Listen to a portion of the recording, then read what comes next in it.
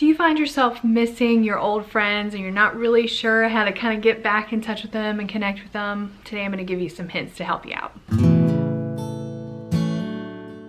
Hey everybody, it's Amanda and today's Worthy Wednesday and we're continuing on our series of defeating loneliness. And you guys, I think that a lot of us maybe are finding ourselves, especially this time of year, reminiscing and thinking back.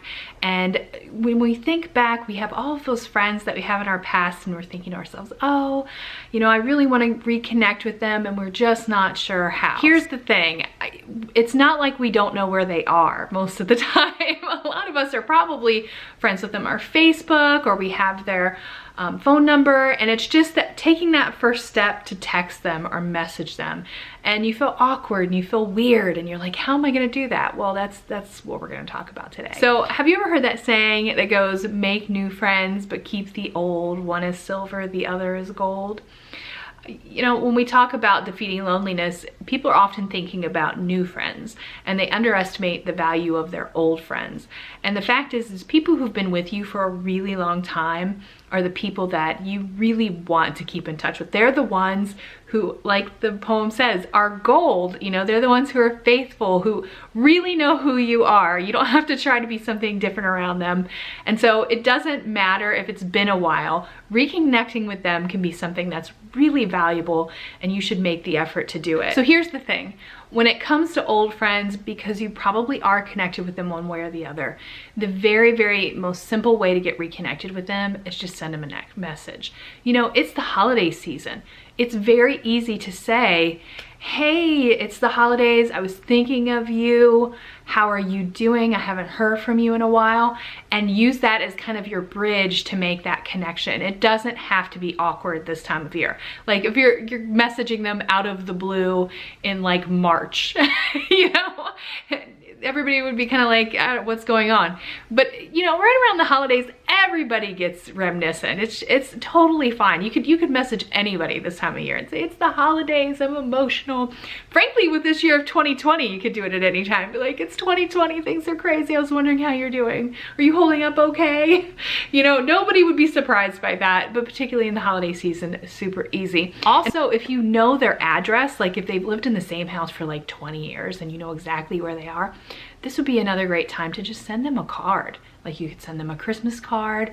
A lot of people this time of year do like family updates or family pictures, and just put a little note on it. Be like, hey, I've been thinking of you. I hope you're doing well. Here's how my family's doing. Call me, connect with me, and just put it out there. And it's totally a not aggressive way to get out there and reach out and connect, but at the same time, you are making the first step and you are trying to, you know, build those bridges back into friendship that maybe you've kind of lost here or there. So again, holiday time, text, message, card, letter, all of those things work really, really great. And they're not like in your face or anything. You can totally do it and not feel weird or anything. It's gonna be fine. And since we're talking about defeating loneliness, can I also say that as I mentioned on my first video of this series, that it's really important to try to connect with someone physically. And I do realize it's a pandemic and I do realize that this is a challenging time to do that.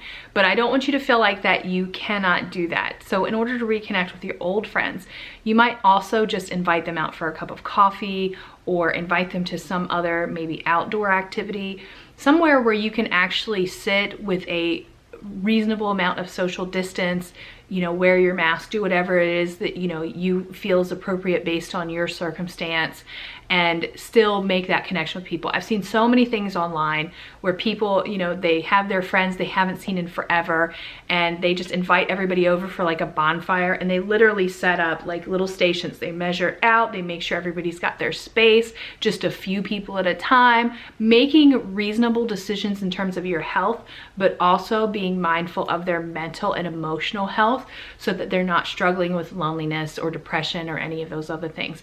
You could really help someone if you make that effort to try to make those physical connections that are valuable and still needed.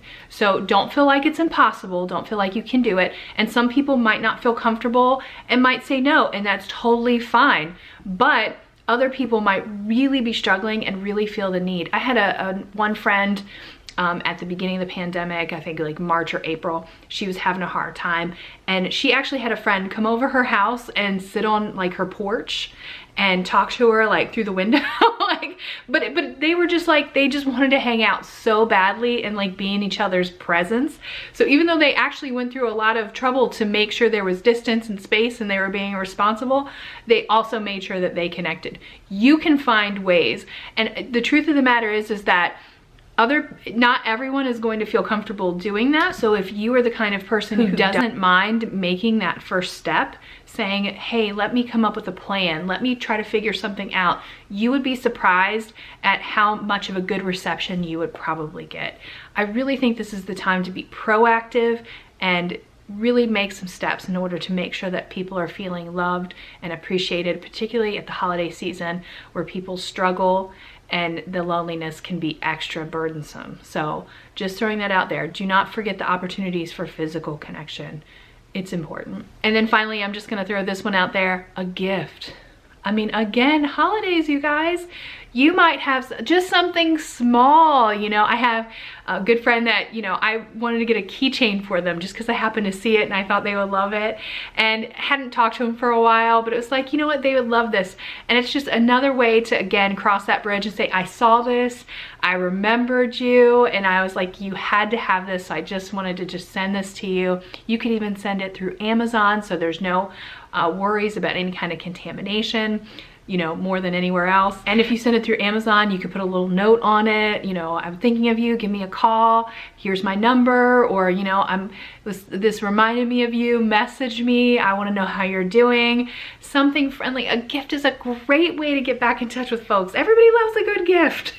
So just make sure you're mindful of them, and something that is going to really, you know, draw them back into those emotional feelings of where you were connected, and something that's really special between the two of you. You definitely want to try a gift if you are nervous about any other thing. If any other thing seems weird or kind of crazy, a little tiny gift, no one will think that's weird. Everyone will think that you're an amazing person. And you know, I'm really kind of dwelling on the idea of what other people think, because I gotta be honest with you, when I talk to people about reaching out and making connections, that's usually like their first thing. Well, I don't want to seem weird, I don't want to seem like, you know, I'm out of the blue, I'm pushy. That's kind of one of those things that people are iffy about.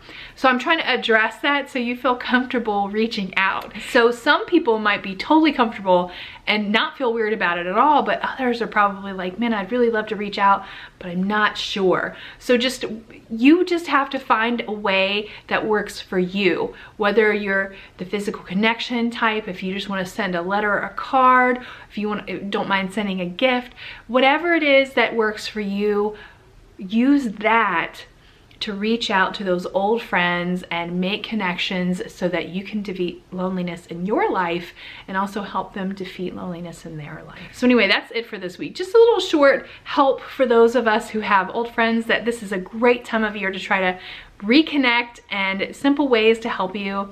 Let me know if you have any other ideas for connecting with old friends. I'd love to hear it. Put them down in the comments below. Next week, we're going to talk about maintaining friendships, and I might even have a little surprise for you. We'll see how that goes. So anyway, you guys have a great day. Thanks for hanging out with me. See you guys next time. Bye.